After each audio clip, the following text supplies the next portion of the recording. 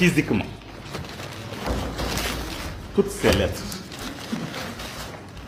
Vous voyez, toutes ces lettres et plus de 8000 messages dans ma boîte mail pour demander la libération d'un seul individu qui a été poursuivi et jugé, condamné par la justice malienne.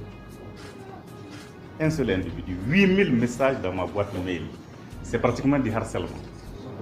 Et vous voyez ces correspondances-là, ça pleut. C'est pour vous dire, quelque part, que cette question des droits de l'homme, il y a une certaine perception à avoir de cette question-là.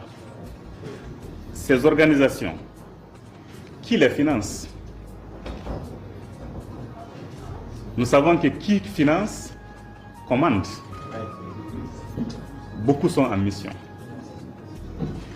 Un individu qui est poursuivi pour des actes qu'il a posés, qui est jugé par la justice souveraine du Mali, et on inonde ma boîte de messages mail, ma boîte aux lettres, pour demander de libérer cet individu, de faire annuler les condamnations illégales, illégitimes, avec tous les qualificatifs péjoratifs que vous pouvez imaginer.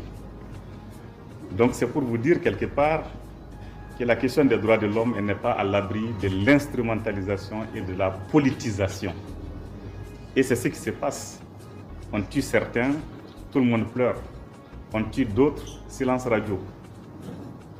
On tue des terroristes armés, on dit bon, on a tué des civils. On tue des femmes et des enfants, aucune réaction, pas de condamnation, pas de compassion.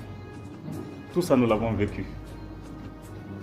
Donc c'est pour dire que c'est une guerre dans laquelle sont les gens qui cherchent à atteindre les États par ces canaux-là. Si on ne peut pas vous atteindre économiquement, on ne peut pas vous atteindre sur d'autres dimensions, on vous cherche sur le terrain des droits de l'homme.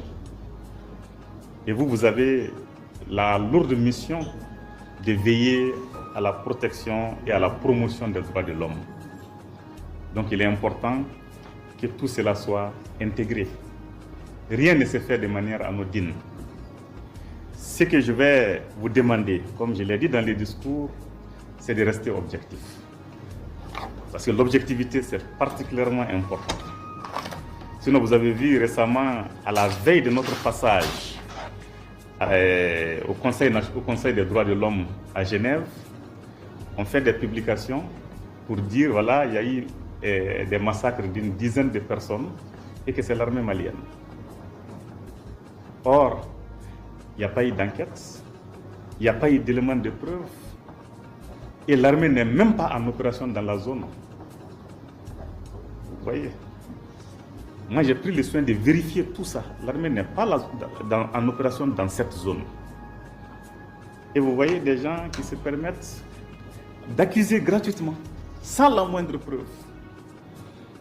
Des choses comme ça ne se fait pas.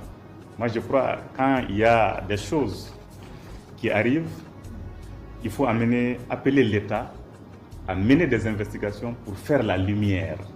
Je comprends ça, ça c'est objectif. Mais qu'on indexe clairement quelqu'un sans avoir fait d'enquête, franchement, c'est tout simplement pas croyable.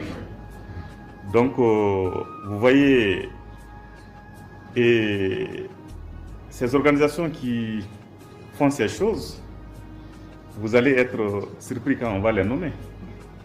C'est Amnesty International, la fameuse Amnesty International qui partout crie violation des droits de l'homme, c'est elle qui est en train de me surcharger comme ça.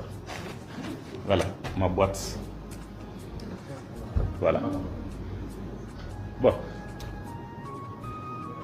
Est-ce que les gens peuvent croire que les choses se font en toute objectivité dans la question des droits de l'homme?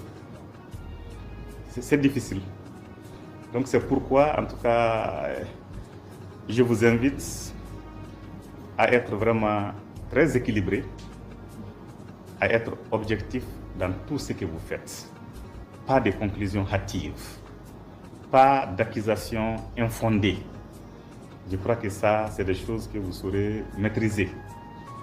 Les efforts, nous sommes en train de les faire dans un contexte difficile. Peu de pays au monde feraient ce que le Mali est en train de faire en termes de promotion et de protection des droits de l'homme s'il s'était retrouvé dans la situation où nous sommes. Peu de pays, je vous dis. Et cela avec beaucoup de fierté. Peu de pays peuvent se permettre de faire ce que nous faisons en matière de protection des droits de l'homme. Peu de pays. Et dites-vous aussi que il n'y a aucun pays au monde où il n'y a pas de violation des droits de l'homme. C'est les niveaux de violation qui diffèrent.